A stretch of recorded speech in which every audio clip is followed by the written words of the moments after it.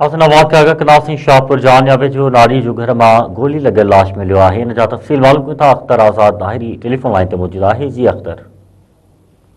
जी बिल्कुल, असां पंहिंजे नाज़रीन खे ॿुधाईंदा हलूं त शाहपुर जानिया खां तक़रीबन 15 किलोमीटर पर कब्जो थाणे जे हद वारे ॻोठ अब्दुल रहमान लाशारी में 16 वरनि जी न्याणी गोली लॻण सबबि फौत थी वई आहे।